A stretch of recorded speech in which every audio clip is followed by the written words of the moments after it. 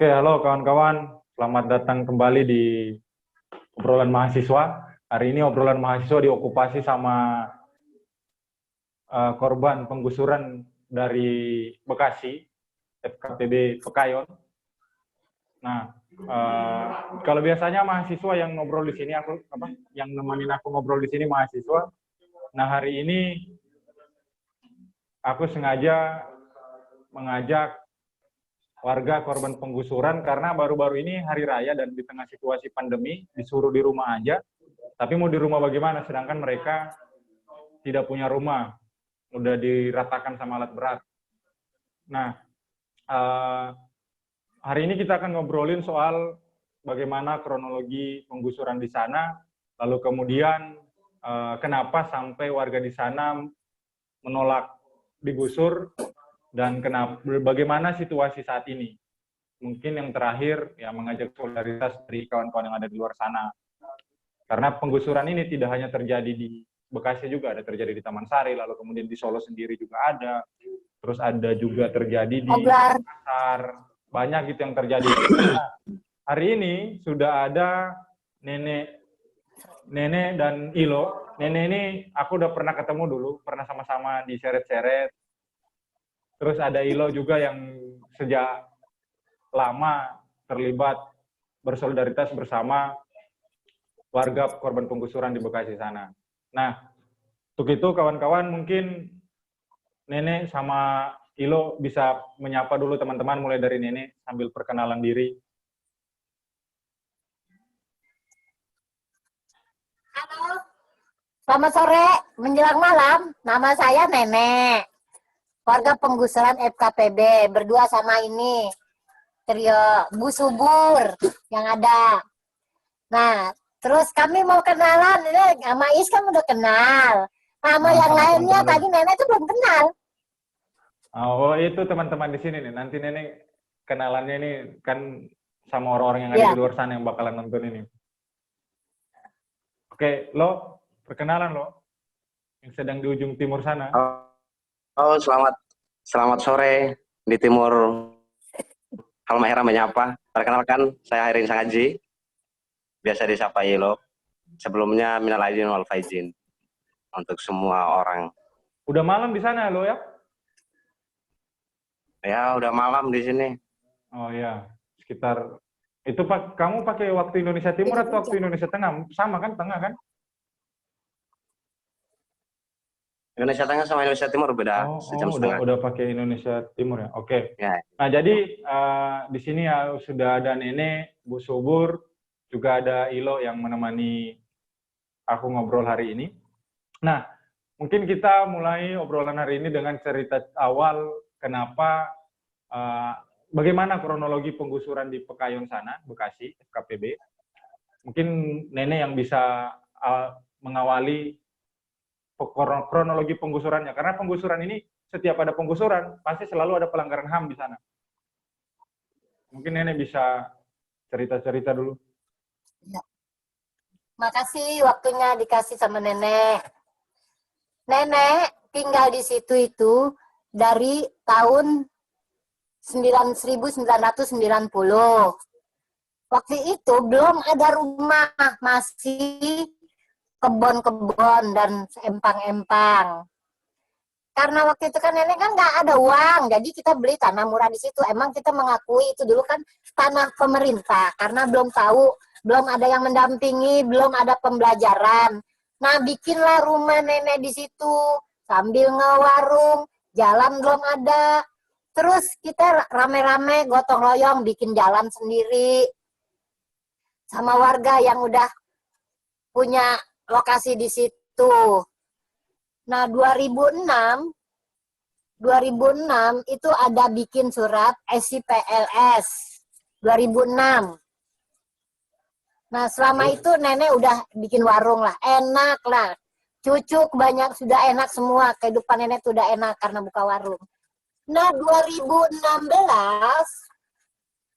nggak ada kabar apa-apa, datanglah SP 2016. Dari SP1, SP2 sampai SP5. Kalau setahu Nenek kan SP kan di pabrik aja cuma SP3. ini sampai SP5 tidak ada koordinasi apa-apa. Tidak ada dari RT, dari RW, dari kelurahan, tidak ada ngomong gimana kita suruh kumpul, gimana ini untuk pembongkaran, untuk rapat, nggak ada sama sekali. Sampai nungguin waktu dibongkarnya itu kita tiap malam itu nggak bisa tidur. Karena namanya pembongkaran kan kita ngeri. Banyak namanya pemerintah sekarang kan. Nah akhirnya 2016 1 November itu Pekayon dulu yang digusur. 25 Oktober. Pekayon dulu yang digusur. Warga Pekayon itu ada yang tidak tahu rumahnya digusur, ada yang masih ngajar. Nah itu yang menjaga beko aparat-aparat itu belum banyak ya aparatnya waktu Pekayon, tapi udah baku hantamnya itu udah banyak ribut-ribut sama polisi, sampai polisi bilang bongkar dulu, hukum belakangan. Nah kita nih setelah dibongkar kan di stop tadinya, sampai orang dari PDIP tuh nyetop, ditunda jangan dibongkar, tapi berhenti emang sebentar. Tapi setelah maju lagi sampai besok lagi tuh tanggal 26 habis dibongkar. Pokoknya udah rata aja. Nah tanggal 1 November, nah itu giliran Jaka Setia dibongkar. Perjanjian tanggal jam 6 pagi, jam 10. Jam 6 pagi aparat itu udah masuk lebih dari 3.000 dari tentara, Satpol PP, SPM, pokoknya dari plotos semua maju semua. Sampai ada alat pemadam kebakaran, sampai ada ambulan. Pawan-pawannya maju semua, Satpol PP tuh banyak. Nah, setelah dibongkar warga nggak ada yang melawan. Pokoknya nggak melawan aja. Takut karena kan waktu itu kita belum ada pendamping. Warga gimana sih kekuatannya, udah kita nyerah. Nah akhirnya masuklah dari LBH Patriot sama dari katanya sih dari PDIP. Waktu itu Tumai sama siapa sih Tumai itu wakilnya? Nah, masuk. Dia tetap menyetop untuk pembongkaran. Nah, tapi tetap aja itu dibongkar. Nah, setelah itu, nah kita audiensi ke DPR. Bilangnya tetap dia mau membantu. Sampai dia bilang kalau emang ini tetap tidak ada penggantian, tidak ada apa-apa. Ketua DPRD Bekasi itu bilang mau melepaskan jabatan, gajinya 10 bulan untuk menanggung orang gusuran. Tapi kenyataannya sampai sekarang nggak ada. Sampai kita ke Komnas HAM, ke audiensi, ke Pemkot, kita demo berkali-kali. Akhirnya kita diundang sama Pemkot. Tapi kita nggak ditemukan. Biar gimana tidak ada penggantian untuk warga gusuran Jaka Setia. Karena nggak ada payung hukumnya. Alasannya begitu. Tapi kita tetap melawan. Sampai ke PT UN itu, kita itu nggak ada kabar. Tapi dibilang menang. Kita udah sidang itu dibilang menang, tapi nggak ada kabar. Sampai akhirnya datang lagi. Kenyataannya kita ke PTUN itu nggak disidang, nggak ada, pokoknya di stop dengan begitu aja. Nah akhirnya datang dari LBH Bekasi. Dari LBH Bekasi, kita dibilang udah ngumpulin data lagi. Terus ngumpulin data lagi dibilang data kita palsu. Akhirnya nggak jadi disidang. Nah terus datang lagi dari Gerakan 98. Waktu itu Anton Aritonang yang masuk ke gusuran ini. Sampai akhirnya kita ke KSP, ke Komnas HAM, ke Ombudsman, udah kemana-mana, tapi kenyataannya nggak ada. Kita tetap bikin poso untuk memperjuangkan hak kita. posko tetap waktu itu warga masih mau berjuang, masih tetap mau tidur di posko. Tahu sendiri kan, Is? Tahu. Nah udah gitu terus sampai sekarang, nah kita bikin posko. Berapa kali posko mau dibongkar, tapi kita tetap bertahan, nggak sampai dibongkar. Nah terakhir tanggal 22 Desember itu ada ILO. Tahun kemarin. ILO. Nah, 2019 itu tahun kemarin 2019 22 Desember itu terakhir posko kita itu dibongkar karena 2 September. Oh, 2 September ya benar, Nenek lupa, maaf. 2 September 2019 2019 posko. Oh, iya. Itu namanya dibongkarnya itu nggak ada banyak orang, anak-anak nggak ada, adanya ILO, Fajar. Itu yang tiba membongkar posko aja, sampai aparat itu, pertama sih kita udah ngomong baik-baik. Pas mau dibongkar, kita anak-anak udah laporan ke pos polisi. Terus katanya nggak ada pembongkaran. Nah akhirnya ribut tuh ILO sama Satpol PP. Terus dia bilang, surat izin saya ini seragam saya. Sampai LBH-nya juga turun, sampai ribut sama LBH Bu Ayu. Nah tetap aja kita dibongkar itu. 2019 ya. 2019. Nah kita tuh udah nggak punya posko, tapi masih tetap berjuang. Sampai 2019, nah sampai sekarang kita nggak pernah dipertemukan gimana solusinya ini warga gusuran ini. Nah terus kita mau menggugat lagi, kita bikin data-data untuk gugatan kita.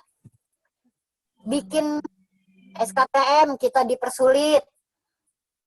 Karena ya, ada yang bilang untuk SKTM untuk bantuan. Nah sampai sekarang itu nggak ada. Sampai sekarang ini ya nenek sih mau tidur di mana? Akhirnya kan namanya orang ada anak, akhirnya tidur sama anak. Kita di posko udah nggak punya posko. Ya warga ibaratnya kan sekarang ya mungkin udah lelah, udah capek, karena udah mau 4 tahun. Ya ada yang mau berjuang, tapi kalau nenek tetap semangat selagi masih ada pendamping, selagi masih ada yang mau membantu kita. Yang membantu aja semangat, masa kita yang mau dibantu tidak semangat. Itulah tujuan nenek, cuma segitu doang kronologisnya. Nah sampai sekarang tidak ada penyelesaian apa-apa. Cuma segitu aja setelah keituan nenek tuh. Sekarang ya, kan nih, terima sekarang kasih. kan nih, ada anjuran di rumah aja tuh, di rumah aja. Nah sedangkan korban gusuran ini kan rata-rata rumahnya udah diratakan. Gimana nih? Mau di rumah aja sekarang bagaimana? Ya sulit lah. Ekonomi sulit. Udah gitu bantuan warga gusuran satupun nggak ada yang dapat. Jadi selama Dapat bantuan. PSBB di Bekasi ini nggak dapat bantuan sama sekali? Kagak sama sekali nggak ada. Jadi tidak ya berlaku namanya ya mungkin paling ya warga masih serabutan lah kerjanya. Jadi sulit. tidak berlaku ya. Lagi masih dicurigain aja sampai sekarang. Kalau kita kumpul-kumpul di situ itu masih tetap dicurigain. Makanya kita kumpulnya di rumah Bu Subur. Bu Subur kan rumahnya di pojok. Jadi ke dalam. Kalau kita kumpul di situ aja kemarin ini aja. Tapi kan bukan warga gusuran yang kumpul di situ, yang tinggal kontrak di situ kan. Nah itu dibalik-balikin. Janya rumahnya sama Satpol PP. Jadi kita tuh benar-benar terintimidasi. Benar-benar dimusuhin sama Pemkot. Karena dari Pemkot sampai bawahan, sampai RT, sampai P, itu semua udah dikuasain sama Pemkot Bekasi. Karena yang masuk Satpol PP anak situ, yang jadi RT anak situ. Nggak ada pendatang tuh yang namanya jadi perwakilan lah di kampung situ, nggak ada. Jadi benar-benar Pemkot Bekasi ini udah menguasai dari Keranji, dari Pekayuan, Jaka Setia, dari kelurahan, semua udah dikuasain sama Pepen. Jadinya ya Begitu sekarang. Jadinya ya kita mau bikin surat apa-apa ya dipersulit. Termasuk sampai sekarang padahal dibilang ada anggaran buat rakyat ya, buat warga yang kesusahan selama corona, sampai berapa triliun itu untuk membantu. Ternyata warga nggak dapat ya di sana ya, korban. Nggak dapet. Oh ya, oke nih. Mungkin aku ke Ilo dulu loh. Ini kan udah sejak awal dan sering bersolidaritas untuk warga korban gusuran, karena Ilo tidak, sebelumnya aku tahu tidak hanya di Pekayon tapi juga di beberapa wilayah yang terjadi konflik penggusuran di sana, Ilo selalu ada. Nah, Lo mungkin kamu bisa memberikan paparan sedikit soal bagaimana kamu memandang penggusuran khususnya yang ada di Bekasi ini, dan kenapa sampai akhirnya ya terlibat bersolidaritas di sana. Oke. Sebelumnya sekali lagi minal aidin wal faizin, mohon maaf lahir batin untuk Is, Nenek, dan juga warga Pekayon, juga kawan-kawan Solo. Pertama mungkin kenapa namanya harus solidaritas terhadap warga korban penggusuran. Pandangan pertama saya adalah melihat penggusuran hari ini yang memang bukan hanya di Pekayon saja, tapi juga di berbagai macam titik. Mungkin misalkan di Taman Sari, terus juga di Soglar, atau juga di daerah-daerah yang mungkin terancam ya, di Cikarang gitu, atau di Jawa Tengah, daerah istimewa Yogyakarta misalkan, kelompok dan macam-macamnya. Dari segelumit persoalan fenomena penggusuran yang makin kompleks itu memang polanya sama gitu ya. Dari aktor yang melakukan penggusuran tersebut, misalkan saja Pekayon, seperti yang dijelaskan oleh Nenek tadi, memang secara kronologi, misalkan di tahun 80-an bahkan warga Pekayon itu telah menduduki tanah tersebut. Kemudian di tahun 90-an warga Pekayon sendiri, Jagadsetia dan Pekayon itu juga melakukan gotong royong, misalkan dalam membangun jalan yang sekarang jadi jalan utama yang menjadi proyek pemerintah Kota Bekasi. Misalkan di jalan-jalan yang dulu warga itu bergotong royong membangun, sekarang menjadi jalan utama XX Pekayon tersebut yang akhirnya merampas ruang hidup juga tempat tinggal warga Pekayon juga. Maksudnya dari semua tindakan penggusuran memang wataknya sama.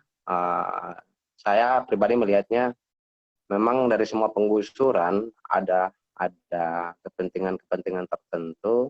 Tentunya ini hubungannya antara pemerintah dan modal. Misalkan saja Pekayon kalau dilihat dari landscape-nya, dari landscape, misalkan di sebelah dekat Kampung Utan, di situ ada tempat sebuah Grand Galaxy, memang jadi titik konsentrasi sirkulasi perputaran ekonomi di Bekasi. Terus di dekat Pekayon ada juga perhotelan atau misalkan rumah sakit Omni yang baru dibangun. Tentu dari semuanya membutuhkan akses yang cukup gitu ya.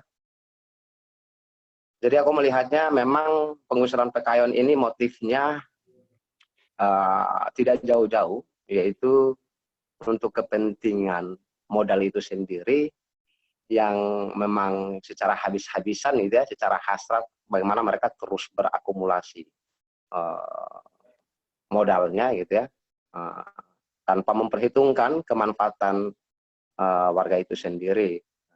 Di sisi lain juga atas kepentingan pemerintah juga, memang kalau misalkan banyak modal yang ada, itu bisa juga membawa pemasukan atau retribusi sendiri buat pemerintah. Maka dalam praktik-praktik penggusuran ini terus berhubungan antara pemerintah dan si modalnya. Cukup menggurita banget gitu. Nah, untuk PKWN sendiri mungkin ya penggusuran yang tadi sudah dijelaskan oleh Nenek gitu. Dari tahun 2016 mereka digusur. Mungkin penggusuran tersebut tidak juga mempartisipasikan warga PKWN dan Jaka Setia itu sendiri, karena memang kalau mau dilihat runutan penggusurannya dari bulan Juni 2016, pemerintah melalui kebijakannya gitu ya, pemerintah melalui Distako mengirimkan surat peringatan kepada warga sampai 5 kali kalau nggak salah dalam durasi waktu Juni hingga Oktober gitu. Padahal secara prosedural gitu ya, surat peringatan itu mestinya hanya 3 kali gitu. Pun kita juga melihat tahap-tahapnya, memang sebelum dikeluarkan surat peringatan terhadap warga terkait wilayah mereka, itu juga warga tidak dipartisipasikan misalkan dalam melakukan musyawarah-musyawarah, konsultasi publik seperti yang sudah diamanatkan oleh Undang-Undang Nomor 2 Tahun 2012 tentang pengadaan tanah untuk kepentingan umum, misalnya pasal 7 ayat 3 gitu ya, bahwa kepentingan umum itu diselenggarakan melalui perencanaan dan melibatkan semua pemangku kepentingan. Dalam hal ini adalah pemerintah, kepentingannya adalah membangun, dan warga adalah orang yang menduduki tanah dan akan terus melanjutkan hidup. Tentu asas-asas ini juga dilanggar oleh pemerintah gitu ya. Bahkan kami melihatnya secara sepihak gitu ya, penggusuran di tahun 2016 yang dilakukan oleh pemerintah kepada warga PKWN dan Jaka Setia gitu ya, melalui prosedur-prosedur yang menurut kami maladministrasi ya, karena pertama itu tidak musyawarah, tidak ada konsultasi publik. Konsultasi publik itu juga kan sudah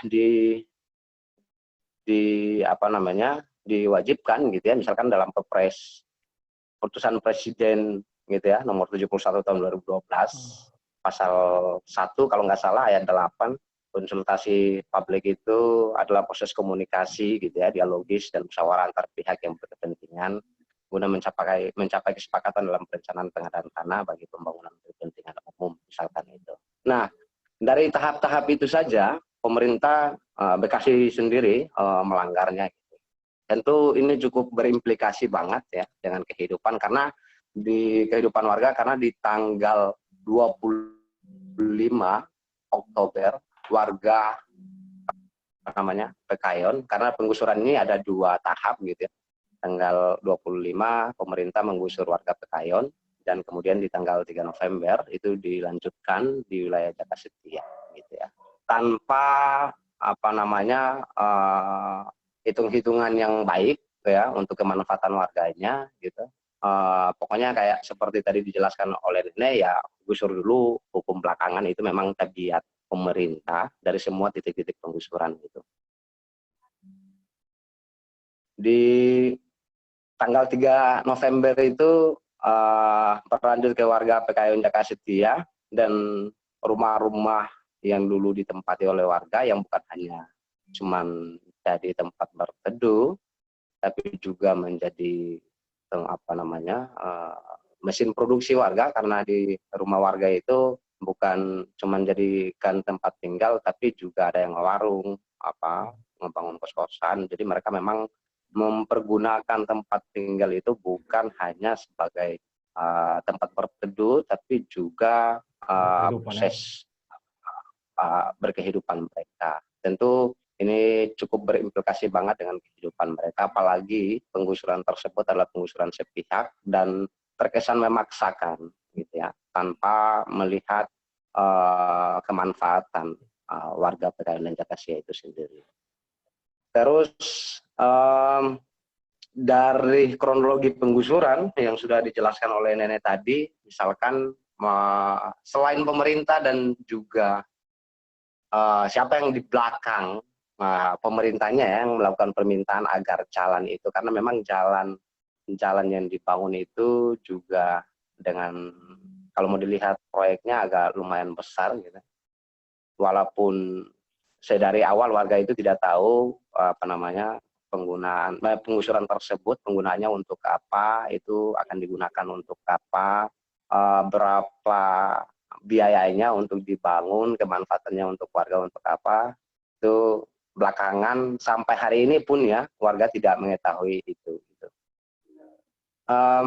Selain pemerintah dan juga pengusaha, ada juga selain teman-teman solidaritas, juga ada beberapa kawan-kawan advokat ya yang tadi dijelaskan oleh Nenek, kayak misalkan LBH Patriot dan LBH Bekasi yang duluan bersolidaritas ya dengan basic advokat mereka, mereka melakukan pengadvokasian sosial yang menimpa warga Pekayon itu sendiri. Cuman sampai hari ini memang ada berbagai macam persoalan, misalkan saja Nenek menjelaskan tadi gitu ya, di wilayah litigasi LBH Patriot gitu, tidak secara transparan ya, tidak terlalu terbuka kepada warga, yang akhirnya juga merugikan warga gitu ya. Dengan gugatan pertama di PT Tun, Pengadilan Tinggi Tata Usaha Negara, yang sampai hari ini juga warga tidak mengetahuinya ujungnya sampai gimana. Begitu juga dengan LBH Bekasi, cuman belakangan mereka tarik diri, kemudian teman-teman Maruli dan Maher gitu ya juga mengadvokasi warga dengan coba memasukkan gugatan class action, namun akhirnya pengadilan berkata lain, memberhentikan persidangan mereka dengan dalil bahwa gugatan warga tidak sesuai syarat gitu ya. Maksudnya dari kronologi yang panjang itu memang warga sendiri tidak hanya melawan pemerintah dan modal di belakangnya ya, tapi juga dengan oknum-oknum yang datang secara moral ingin membantu warga, padahal belakangan akhirnya seperti itu gitu ya. Belakangan seperti itu. Jadi emang persoalan di Pekayon emang cukup kompleks ya. Bahkan yang menurut saya cukup secara pribadi cukup mengapresiasikan warga Pekayon itu, sampai hari ini mereka masih tetap berjuang. Di tahun 2016 pasca digusur pun mereka tetap bertahan di lahan, mereka bersepakat untuk membangun tenda-tenda gitu ya dari 2016. Bahkan setelah pasca penggusuran juga pun ketika tenda mereka dibangun di lahan tersebut, itu juga kerap mereka mendapatkan intimidasi juga melalui preman gitu ya, Satpol PP, polisi, dan akhirnya di tahun 2019 gitu ya, tanggal 2 September, posko yang menjadi tempat bernaung mereka, berkumpul mereka, juga tempat berteduh mereka, karena memang posko itu juga dijadikan titik sentral untuk mereka bermusyawarah antar warga, juga ada yang menjadikan tempat itu sebagai tempat berteduh untuk melanjutkan hidup mereka. Itu juga dihantam gitu ya, dihantam oleh pemerintah Kota Bekasi di 2 September 2019 gitu ya. Nah, persoalan dengan objek sengketanya ya, soal lahan, memang di tahun 2019 waktu bersama warga Pekayon, kami juga berusaha untuk mencari tahu siapa sih yang memiliki lahan tersebut ya. Kami juga tidak terlalu percaya dengan pengklaiman pemerintah Kota Bekasi terhadap tanah XX Jaka Setia dan Pekayon. Akhirnya di tanggal 19 Agustus kami melakukan aksi 3 hari berturut-turut gitu ya. Mungkin kawan Is juga ada kala itu. Ada. Akhirnya di tanggal 21 BPN Kota Bekasi juga mengeluarkan surat jawaban secara resmi terkait dengan status lahan di Pekayon yang menjadi titik dari persoalan warga gitu ya. BPN Kota Bekasi menyatakan memang lahan ex Jaka Setiah dan Pekayon adalah tanah negara bebas yang sampai hari ini tidak dimiliki oleh siapapun.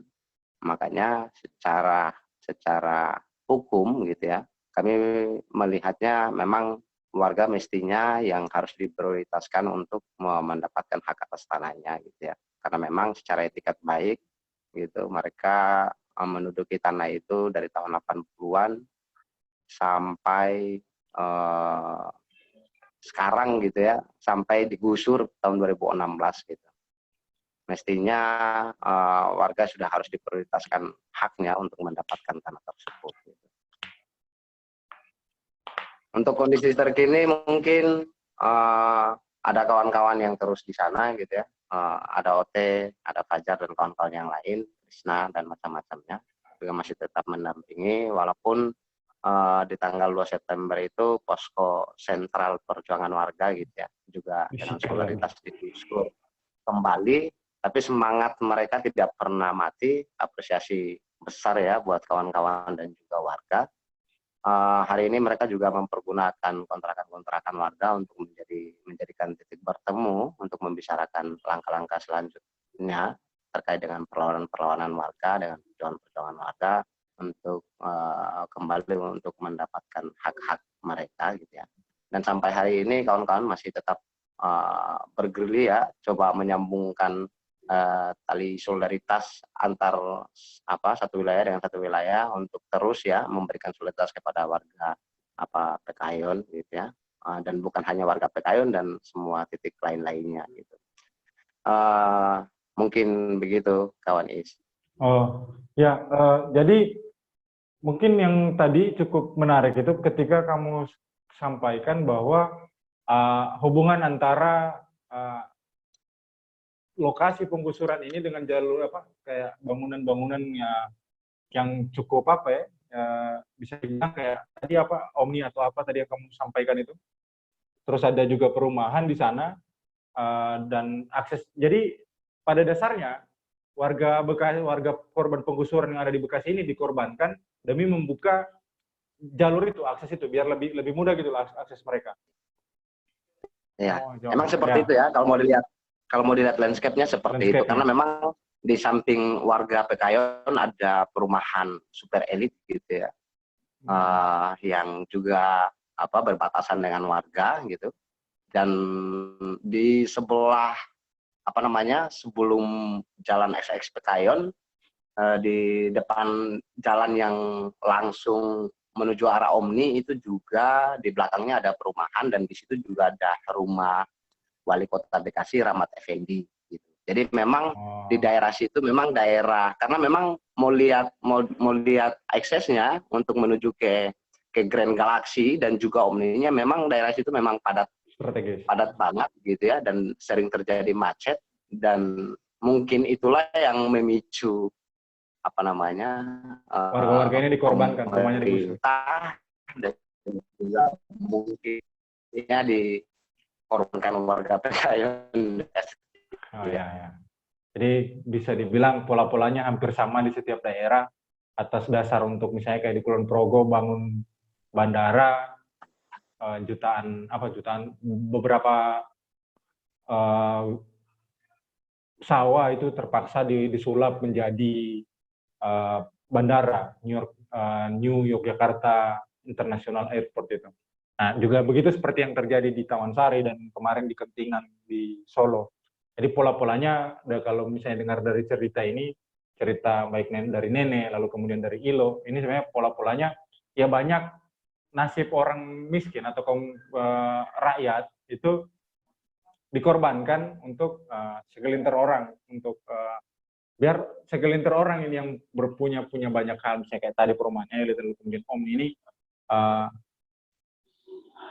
bisa dibilang mereka ya nyaman aja, padahal mengorbankan banyak banget rumah warga di situ digusur, yang apalagi mereka sudah menempati tempat itu sejak tahun 80-an. Nah, tapi ada yang menarik yang disampaikan oleh Nenek dan Ilo ini adalah ketika LBH Patriot. Ini yang aku penasaran, LBH Patriot ini, karena bisa dibilang warga kecolongan ya di situ ya. Warga kecolongan soal LBH Patriot ini, seperti yang Nenek bilang tadi, bahkan katanya di PT UN sudah menang, tapi pada kenyataannya tetap digusur. Nah mungkin Ilo soal itu sebelum Nenek yang jawab, aku ke Ilo dulu terlebih dahulu. Soal LBH Patriot ini sebenarnya kerugian atau dampak dari tingkah dari atau perbuatan LBH Patriot ini yang kemudian merugikan warga gitu. Ya, iya. Kalau kamu dilihat dampak ya yang akhirnya dirasakan oleh warga yang dilakukan oleh kawan-kawan LBH Patriot ya. Pertama memang tertutupnya ruang ya di peradilan karena persoalan yang menimpa warga Pekayon dan Jaka Setia itu lebih ke soal, karena yang kita konten itu adalah soal maladministrasi dan penguasaan lahannya, tentu berhubungan dengan administrasi gitu ya. Cukup merugikan warga karena pertama memang gugatan yang dilakukan oleh kawan-kawan LBH Patriot itu yang cukup tidak transparan terhadap warga, tentunya juga menghilangkan kesempatan warga untuk acara di pengadilan terkait persoalan mereka, persoalan yang menimpa mereka di lapangan gitu ya. Karena memang semenjak dimasukkan gugatannya, warga tidak pernah dilibatkan juga gitu ya. Polanya kayak pemerintah juga. Mereka tidak melibatkan warga dalam persidangan gitu ya. Bahkan warga tidak pernah tahu gitu. Kalau aku dengar dari pembicaraan warga ya terkait LBH Patriot ini, memang mereka tidak pernah tahu kapan persidangannya.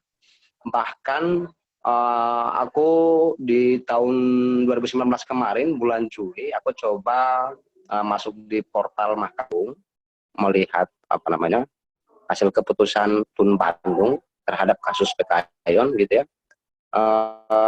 Di situ kami mendapati memang ada unsur kesengajaan dari LBH Patriot tidak mengikuti panggilan PT UN selama 3 kali, yang akhirnya Tun sendiri memutuskan untuk menolak gugatan. Jadi itu cukup merugikan karena setelah diputuskan oleh Tun juga biasanya peradilan itu memberikan waktu 40 hari kepada si advokatnya untuk kembali mengevaluasi gugatannya, kurangnya di mana dan macam-macamnya. Akhirnya waktu itu yang hilang gitu. Waktu itu yang hilang gitu karena setelah NO hampir dari 2017, karena LBH Patriot itu dari 2017 gitu ya. Mereka melakukan pengajuan gugatannya gitu. Dari 2017 sampai 2019 baru kami tahu, tentunya ini cukup merugikan ya kesempatan warga untuk beracara di wilayah di wilayah litigasi ini gitu. Jadi ketika kami berkonsultasi dengan kawan-kawan LBH Jakarta gitu, kemudian kawan-kawan LBH Jakarta menanyakan kepada warga terkait dengan gugatan yang pernah dimasukkan di Tun itu seperti apa hasilnya. Dan warga menjelaskan, dan akhirnya kami nggak punya ruang lagi untuk bisa beracara di pengadilan Tun itu sendiri gitu. Jadi kerugiannya adalah itu, mengecilkan kesempatan warga di wilayah litigasi. Tindakan yang dilakukan oleh kawan-kawan LBH Patriot itu gitu.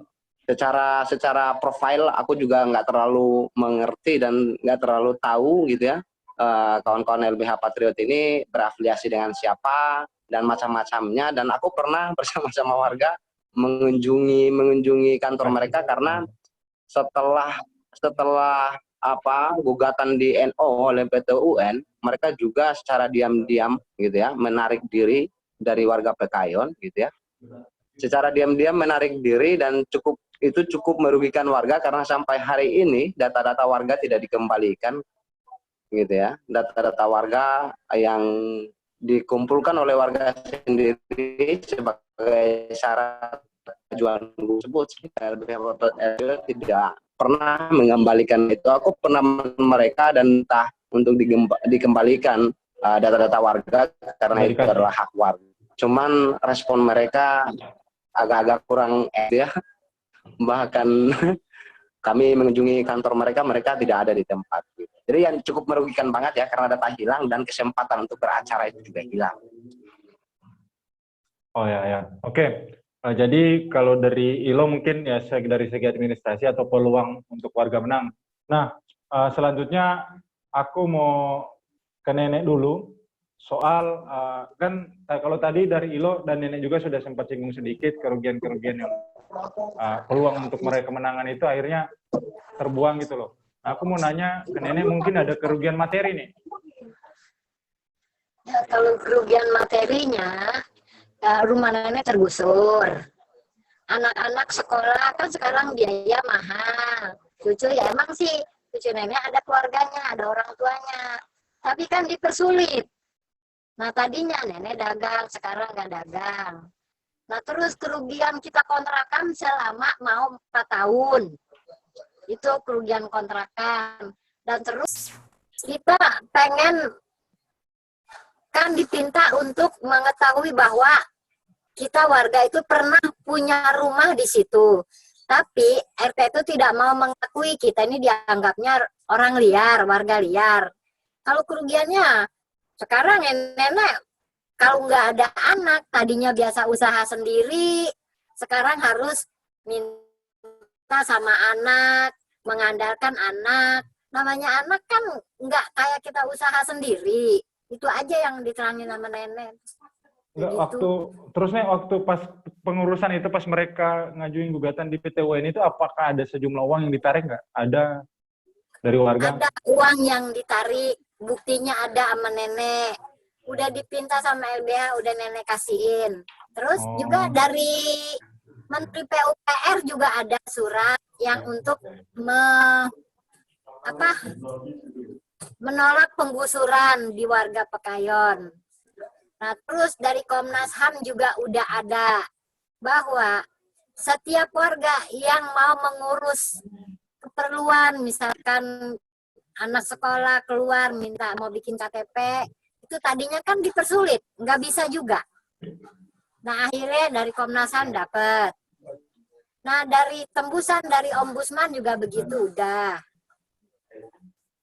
Nah, dari DPRD, Tumai sama Anim, nah itu dia juga ada surat untuk menyetop penggusuran. Oh, jadi pas sudah ada. Pas PT UN ini, mereka tadi itu yang aku mau perjelas, memang ada narik uang gitu loh ke warga untuk biaya gugatan.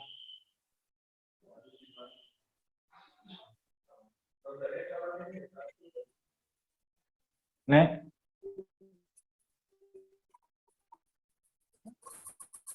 Nek, boleh dengar ini? Dia waktu itu minta per kakak 1 juta. Nah setelah 1/4 kita itu sidang pokoknya beres.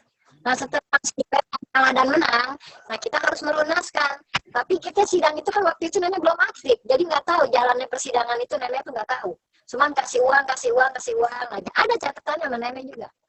Nah jumlah uang waktu itu udah 25 juta.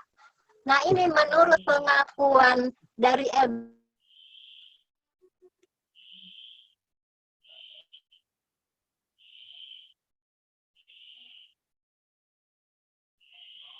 Nenek, kayaknya. Gimana, Nek? Ulangi, Nek, soal kerugian uang tadi itu bagaimana?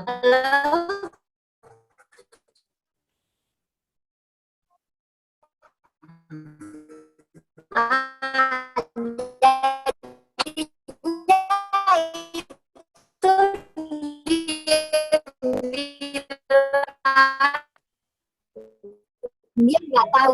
Jadi yang sebenarnya antara kita penting. Jadi nah itu uang masuk udah 25 juta, tapi LBH Patriot merasa menerima 18.600.000. Yang 6.400.000 nggak tahu. Udah gitu kita juga nggak ada kwitansi mengasih uang sama LBH Patriot tuh. Jadi secara yang masuk itu udah sekitar 25. 25. Itu dengan cara dicicil yang pertama 11 juta, terus sisanya nyusul. Iya. Oh. Itu patungan warga ya untuk mencukupi Patungan itu. warga waktu itu dipungut per kakak 1 juta. Oh. Jadi kakak ada per kakak ada yang diangsur, ada yang 250, ada yang baru 300. Kalau nenek semua udah masuk 1.800.000 karena bertiga. Oh iya.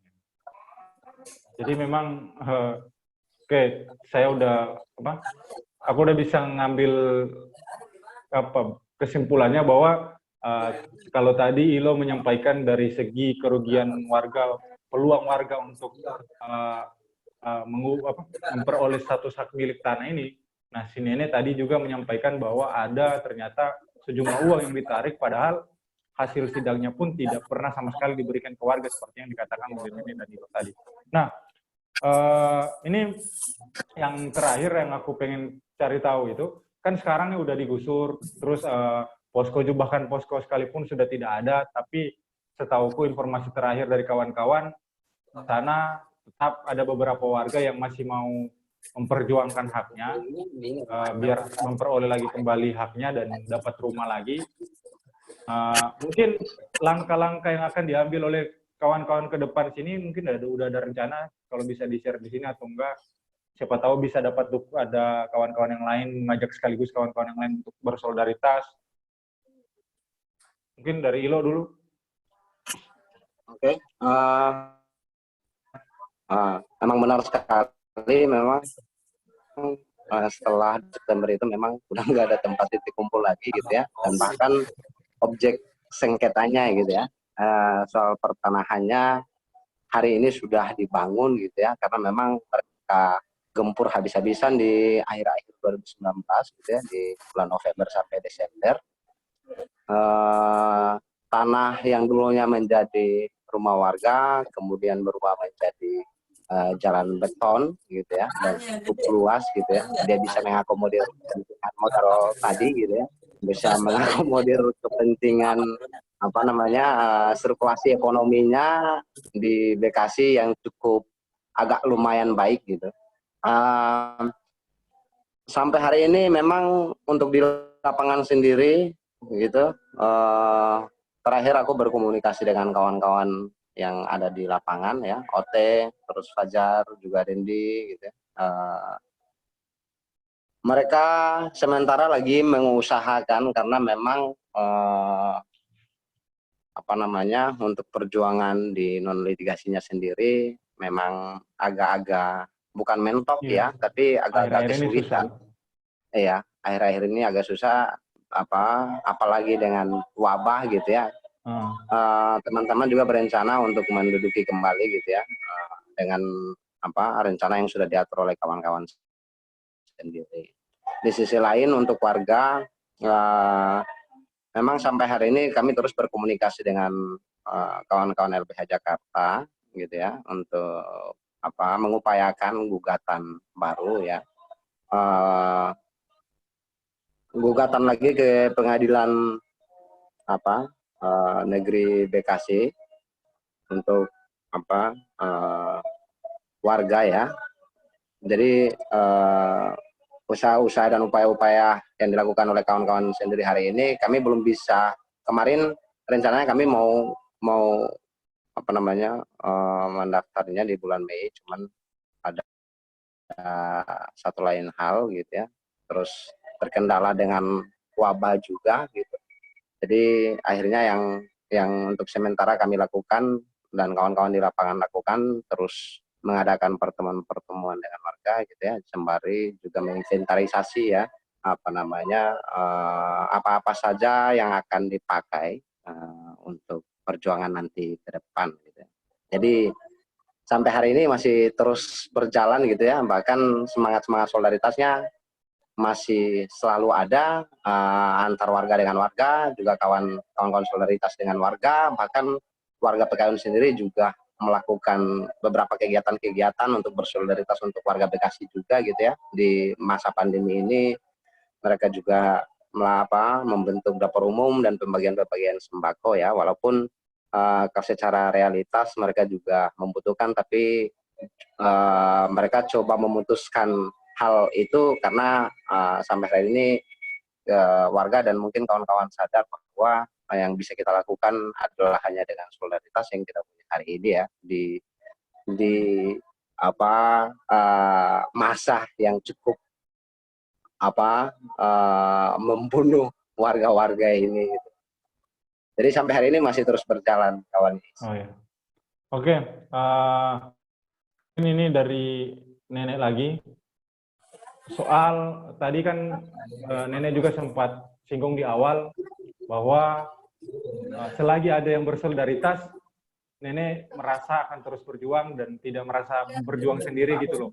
Nah, Ilo pun sudah menyampaikan tadi barusan bahwa dengan solidaritas yang mereka punya cuma ya meskipun dalam kesusahan, warga dan solidaritas yang terlibat di Pekayon tetap berusaha membangun dapur umum, padahal mereka pun membutuhkan. Nah, mungkin Nenek karena ini kita bikin di obrolan mahasiswa, mungkin Nenek bisa gitu, menggugah teman-teman di luar yang di sekitaran yang bisa menjangkau Pekayon untuk bersolidaritas. Karena awal mula aku bertemu dengan Nenek itu ketika warga Pekayon beramai-ramai datang ke UNJ waktu itu. UNJ ya? Iya, kayak UNJ. Ya, bertemu dengan Nenek. Mungkin Nenek bisa ada gitu yang pengen disampaikan kawan-kawan mahasiswa, khususnya juga kawan-kawan yang lain, solidaritas. Ya, selama corona ini kan anak-anak mahasiswa kan terbatas. Nenek juga kemana-mana kan diajar. Ya sekarang ini Nenek tuh nggak kemana-mana. Jadi di rumah, jadi paling kita melalui HP. Ya, mungkin ada harapan nih ke mereka kalau situasi ini sudah membaik dan bisa berkumpul lagi, ada harapan gitu ke kawan-kawan solidaritas. Ya kalau anak-anak solidaritas, dia sih selalu menanya, kapan nih masuk gugatan? Nanti kita kumpul lagi, nanti kita berkumpul lagi ya, kita bantulah dengan non litigasinya. Biarpun gimana masih semangat dan juga sering datang. Kalau kita kumpul ngasih sumbangan, namanya anak-anak masih datang kan, anak-anak juga sekarang kan lagi pada bertani untuk membantu kita warga Pekayon yang Kain Jaka Setia yang tergusur. Oke. Sampai sekarang juga. Ya, selanjutnya ini terakhir buat Ilo. Lo itu kan kamu kemarin sempat maaf dulu, Bu Subur mau ngomong nih.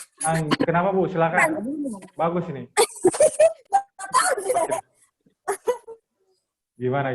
Ya, tambahan di Pekayon itu sudah ada korban yang meninggal 7 orang juga. Kenapa meninggalnya? Gara-gara corona? Oh bukan, kan penggusuran tuh, warga yang penggusuran itu jadi udah ada korban 7 orang. Itu karena kenapa dia meninggal? Oh, stres ya?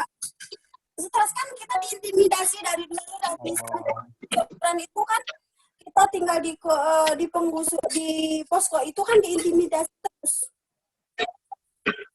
Oh ya. Jadi penyebabnya adalah stres kebanyakan. Oh, jadi akibat diintimidasi sama ini orang-orang yang gusur, aparat. Iya. Banyak warga di sana kemudian yang stres ya, ya Bu? Sama warga juga kan, warga-warga yang beda itu kan sama juga memusuhin warga kan. Oh, jadi artinya mereka ada terjadi konflik horizontal antara sama warga di sana? Oh iya, sama warganya nggak ini, antar warga itu. Jadi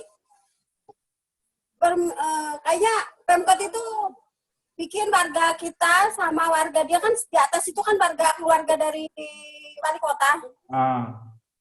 Jadi semua kayak seakan-akan waktu itu dikucilkan lah gitu. Jadi akan-akan terus diintimidasi terus, banyak yang inilah ke anak-anak juga. Iya, biar tidak dapat dukungan dari sekitar situ ya? Iya, nggak ada dukungan sama sekali. Oh ya, lo ini tadi udah dapat tambahan info juga, ternyata ada konflik horizontal di sana. Nah, lo aku ingat dulu kalian kalau tidak salah sempat beberapa orang ya ditahan gara-gara ini BPN. Iya, setelah aksi itu. Nah, mungkin kamu sebagai orang yang bersolidaritas di sana dan biasa juga aku pernah tahu dulu ada program di Bandung itu warga korban jeruk dulu menggeruduk kampus untuk menagih komitmen mahasiswa ya biar bersolidaritas ke kebun jeruk. Karena yang kita temui di lapangan bahkan kita berkali-kali harus mengemis, harus meminta calling all kemerat begitu kan. Dan seruan untuk bersolidaritas. Mungkin kamu bisa gitu, siapa tahu Bekasi masih kekurangan dan masih banyak mahasiswa di Bekasi yang belum mau terlibat bersolidaritas. Ada yang pengen kamu sampaikan ke mereka? Ya, untuk kawan-kawan ya di wilayah mahasiswa sendiri, kita tidak mau berangkat dengan moral, kalau bersolidaritas itu kemudian hanya menjadi citra baru atau identitas baru mahasiswa untuk menegaskan eksistensi, tapi harapannya solidaritas yang pernah dilakukan itu betul-betul muncul dari kesadaran sebagai mahasiswa untuk melihat berbagai macam problematika sosial gitu. Pertama saya ingin sampaikan bahwa memang hari ini ya gitu ya, di era dan rejim kali ini gitu ya, yang dibutuhkan oleh masyarakat gitu ya, karena memang pemerintah hanya mampu menciptakan pengusiran baru gitu ya. Jadi pengusiran baru itu juga mempunyai konsekuensi tersendiri gitu ya. Siapa yang mampu bertahan maka dia akan tetap bertahan, dan tidak mampu pasti hilang dari peredaran, dan itu yang biasanya tidak mampu adalah masyarakat dengan kelas menengah ke bawah, dan itu terus-terus terjadi gitu ya. Ini tentu menggugah ya, kalaupun harus melibatkan moral, harusnya menggugah moral mahasiswanya bahwa memang sejatinya pendidikan itu etika dan moral tidak bisa hanya ditanam di wilayah pendidikan itu sendiri, tapi sejatinya harus ditanam di tengah-tengah sosial. Inilah yang menjadi tantangan mahasiswa hari ini. Maka meluangkan waktu, mengisi kepala, gitu ya, membangun kesadaran untuk bergabung dengan elemen-elemen masyarakat yang hari ini membutuhkan kawan-kawan, saya kira adalah langkah yang paling baik gitu ya, yang harus diambil gitu. Untuk PKN sendiri memang sampai kapanpun PKN membutuhkan gitu ya, membutuhkan dukungan solidaritas ya. Bukan hanya kawan-kawan yang di lapangan, tapi harapannya ini juga bisa melibatkan seluruh gitu ya, mahasiswa yang ada di Bekasi, karena saya percaya gitu ya, dengan solidaritas yang banyak gitu ya, itu juga bisa mampu gitu ya menjadi titik tekan untuk memaksa kuasa atau rejim untuk mengembalikan hak-hak warga itu sendiri. Jadi saya berharap gitu ya, secara pribadi, warga Pekayon adalah warga Indonesia gitu ya, yang cukup terbuka untuk menerima siapapun yang datang dengan